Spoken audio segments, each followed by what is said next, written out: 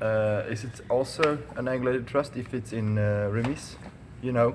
Most of time happens. Yeah, it's angulated as well. Yes. Look at the situation. Like if I decide to make a simple straight thrust to her hand. Yeah. She parries me with quad. Her riposte is late or slow or doesn't come, and I make a repeating attack with angulation. Yeah. With angulation Yes. thrust. It's better for second movement. This not happens for, very often in AP fencing. Anyway. Yes. On the same side. No, I said it's better for second movement.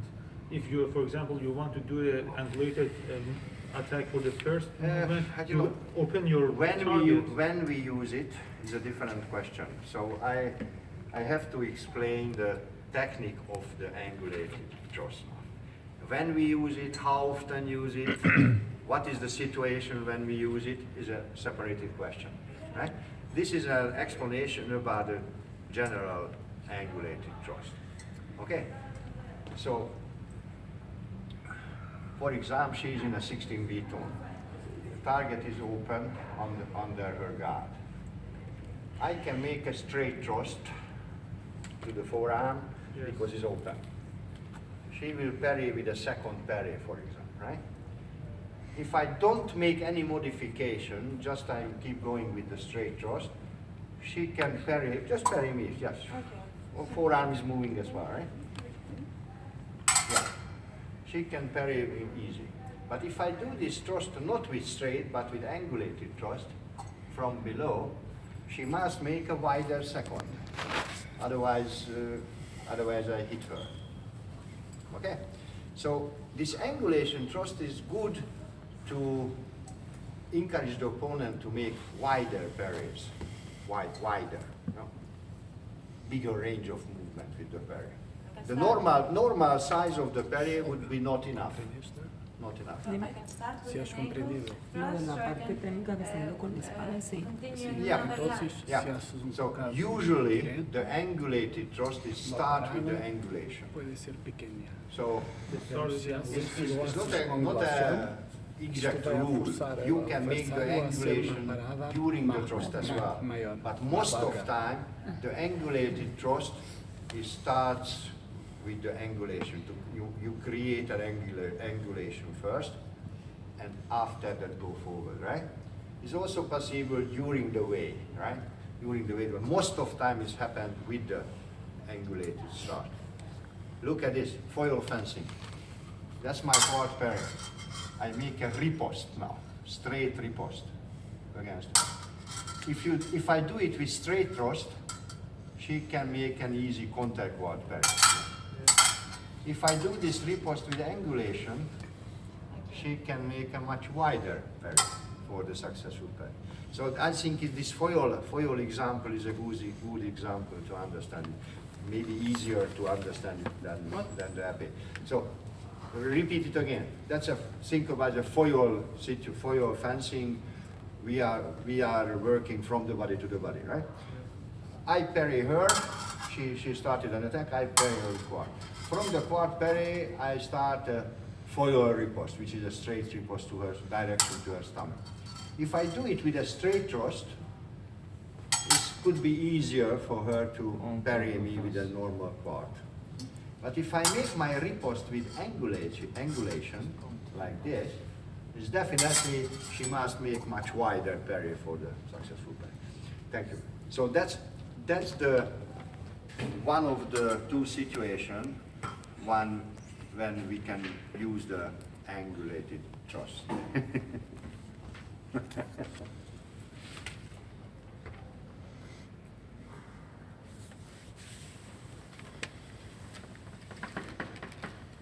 I thought you were going to tie my shoes together. I can see Another what you're doing, Andre. situation when we can use angulated thrust, when the target is basically covered. With the previous example, the target was open. Now the target is covered. Here is a Down, down.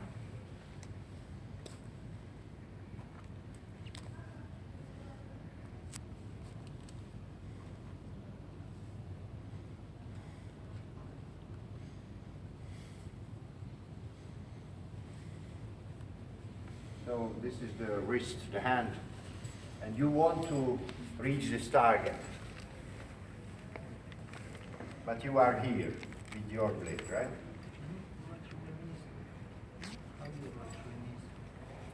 R-E-M-I-S-E. Sorry. Well, He what wanted to know how to spell remise. R-E-M-I-S-E. Also isn't it 2S? No. In the French. That's the spelling of Not the in- wrist or what? No, it's just he wanted to spell remise. Remis. I think it's 2S. Not in English, it isn't. In French it is 2. Yeah, well, I'm not French. Okay, Simple so this answer. blade wants to hit Good answer. this target point, okay? This target point, that's the target point. This target is basically covered by this guard. So it's not available with straight thrust. And to reach this target, you must make a special arc, angulation. Arc and the angulation together. Because you have to steer clear the cover. You have to steer clear the cover somehow.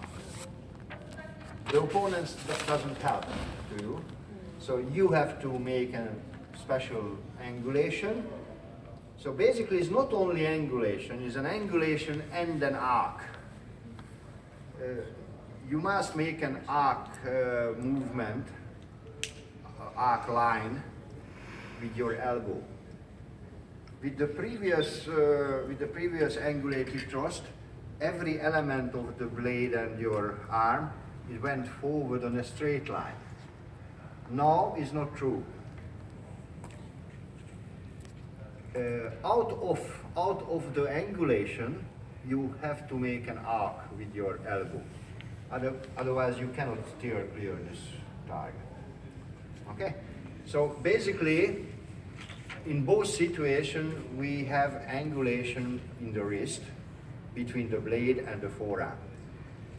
But when the target was open, that time every point of your blade and your arm went forward on a straight line, parallel lines. Not on the same line, of course, on a parallel lines. But every line was a straight line. When the target is covered, is impossible. So you have to do something different. When the target is covered, you may have to make the angulation as well, and also you must move forward on an arc.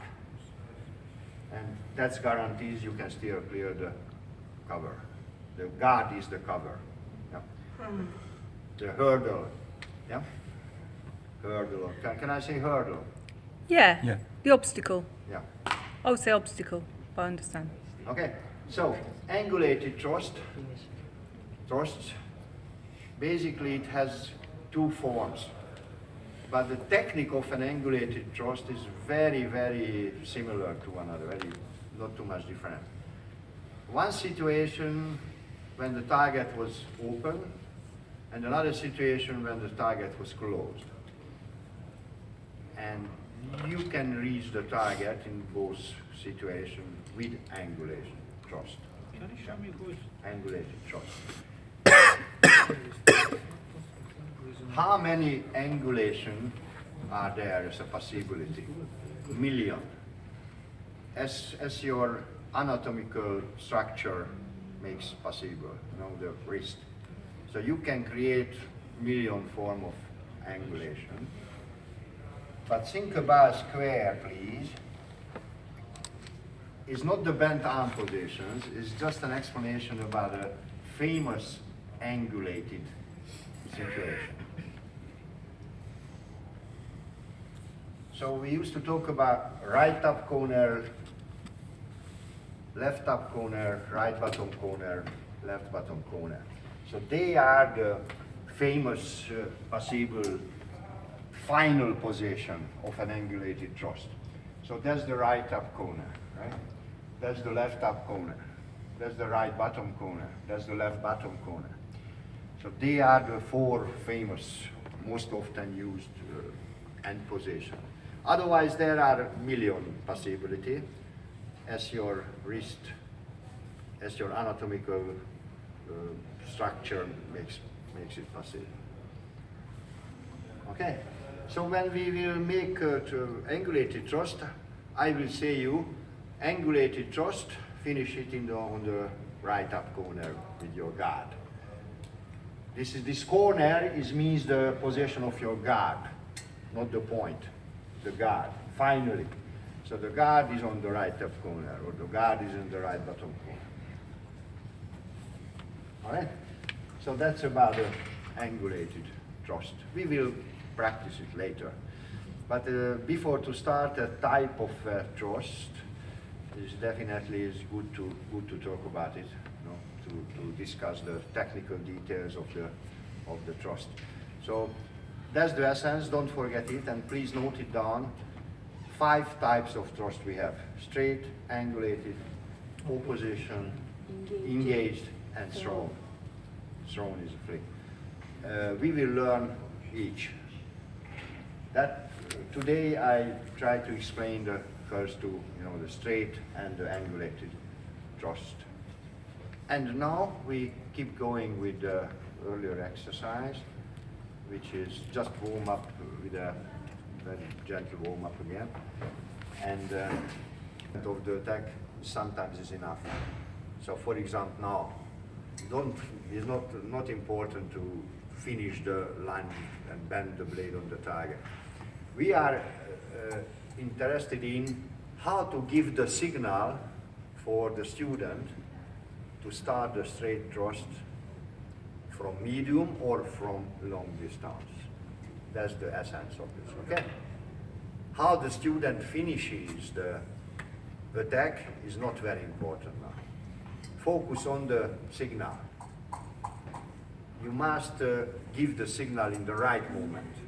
Not earlier, not later, in the optimal moment. Yes? And you must give a significant signal for the student about the distance, whether it's medium distance or long distance. Okay?